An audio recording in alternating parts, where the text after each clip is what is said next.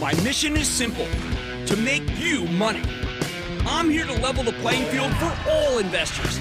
There's always a bull market somewhere, and I promise to help you find it. Mad Money starts now. Hey, I'm Cramer. Welcome to Mad Money. Welcome to Cramerica. Other people want to make friends? I'm just trying to help you make some money. My job is not just to entertain you, but to educate, to teach, and put it in context. So call me at 1-800-743-CNBC or tweet me at Jim Cramer. Did we get hammered today? Did we get hammered? Because investors are finally starting to realize that the coronavirus is a very destructive force for economies. Dow plunged 228 points, S&P plummeted 1.05%, Nasdaq nosedived 1.79%. As profit takers came out in force, especially in big tech, recognizing the Chinese economy is going to go maybe offline. And going offline can't be good news for the United States. The yield on the 30-year Treasury, well, it fell to record lows. That worries me. Yes, that's got to be a danger signal, and not just a windfall for home buyers, right? All the action today seems to tell us that the bad news out of China is finally translating into bad news. It's almost a total delayed reaction. You know, it should have been a week ago, because our economy remains deeply intertwined with theirs. So many of our companies rely on Chinese suppliers for everything from trim, like in clothing, to buttons, essential medications, telco components, all sorts of technologies. We're really much more intertwined than people realize. I think we're right to be worried. I think we're right to respect this blow-off that started yesterday and truly accelerated into the bell today. It was a terrible day. China's currently conducting the largest quarantine in human history to prevent this virus from spreading. You better believe that has an impact on commerce. These containment measures were only ever meant to be temporary, hopefully getting us to April when the weather heats up and flu season traditionally ends. It's only, people, a delaying reaction. As we're seeing now with the outbreak spreading beyond China, the Korean numbers, frankly, took my breath away. With that coronavirus prism top of mind, and it must stay top of mind until some antivirals are discovered that can knock it out, I remain hopeful. What is the game plan for next week? Well, first, before we get into it, as you can see, all week, this is what we're going to be focused on. We do a nightly program here, too. It's really important. It was key to the reversal today. It's why the blow-off occurred. On Monday, we hear from HP, which is currently trying to fend off Xerox's attempt to get the two companies to merge. HP wants to remain independent, and a strong earnings report and a concomitant rally will help them do that if they can pull it off. After the close, Palo Alto Networks, PANW, reports. Last time, the cybersecurity kingpin delivered a terrific quarter, and the stock rallied accordingly. This time, it could be a little tougher. So far, we've gotten results from two cybersecurity plays, CyberArk and Zscaler, both disappointed. I believe Palo Alto has become a better one-stop shop than either of those two, thanks to a series of acquisitions. I love the conviction level of CEO Nikesh Arora last time he came on the show. If you want to know more about cybersecurity, of course, you want to hear Gary Steele from Proofpoint later in this show. Tuesday morning, we hear from two different retailers, wildly different, Home Depot and Macy's. The stock of Home Depot has exhibited what I consider to be a disturbing pattern here. It runs into the quarter with investors betting on a fabulous number. Then when we don't get one, it gives up the ghost. Home Depot's almost always come in too hot. It is doing the exact same thing this time, which is why I think it's too late to buy ahead of the quarter.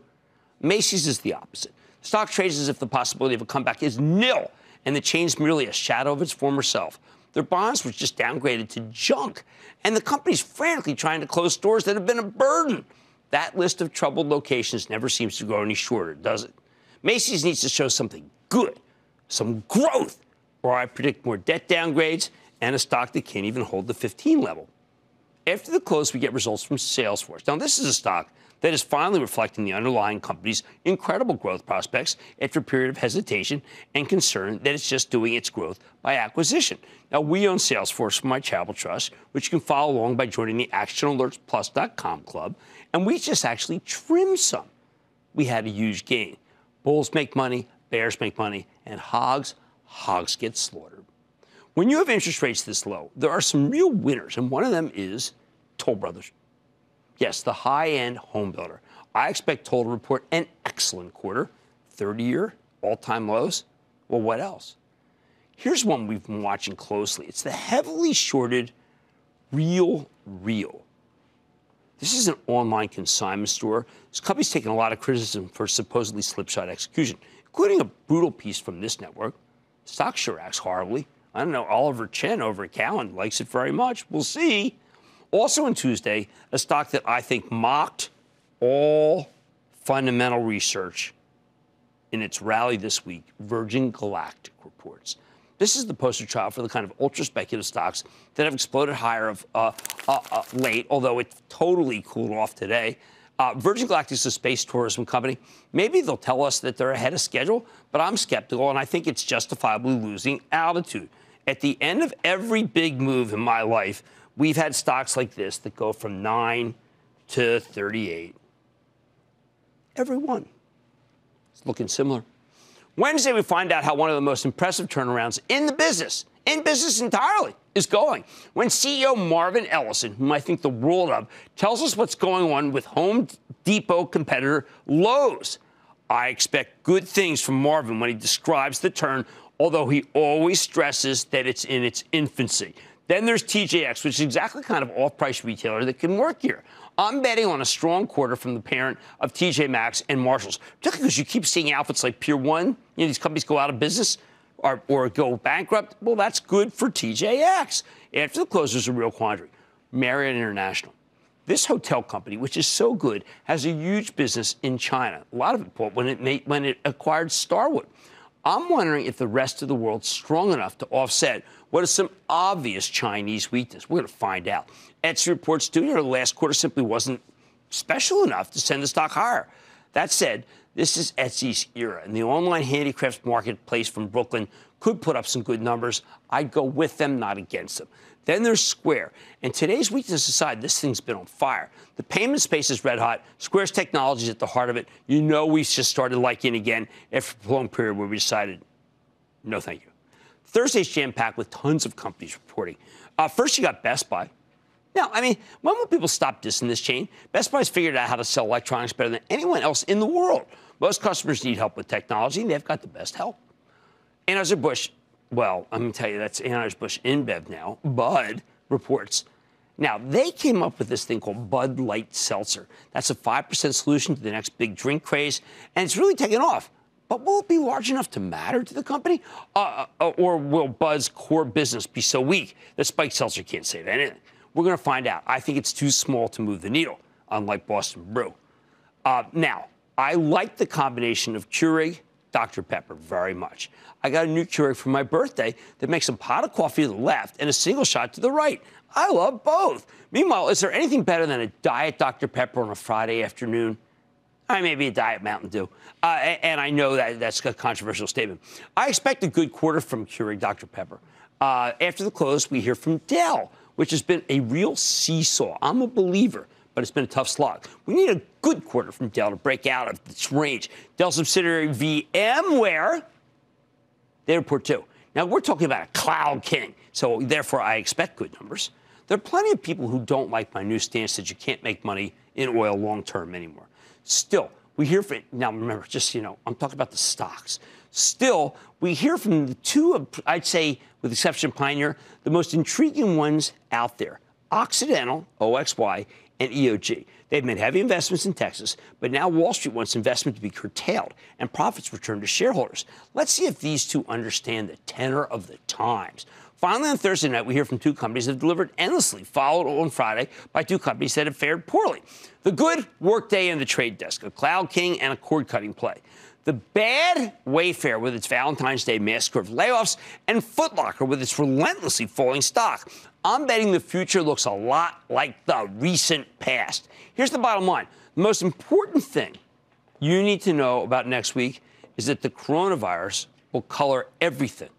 If the situation remains as fluid, or they use the two words fluid and dynamic. If it remains fluid or if it remains dynamic, get ready for February to end with a nasty whimper and a bear full of bang.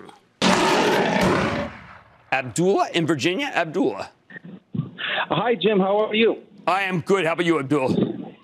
Good, awesome. What's your thought on Dropbox? They had their earnings yesterday. Dropbox had a very good quarter, and what Dropbox did was, frankly, confound the people who thought that Microsoft was going to knock it out. That was also the view that people thought that Microsoft was knocking out Proofpoint. I think the world of Satya Nadella, but he's not in the business of knocking out everybody. And I congratulate the people who stayed long Dropbox because it's been a real tough run. Okay, here we go. Despite a crowded slate of earnings next week, I want you to understand it's the coronavirus. Those developments will continue to be the market's top focus. So, Mad Money tonight, the basic building blocks of U.S. healthcare are now under the control of the Chinese Communist Party. I'll explain what that means for you and your money and your health.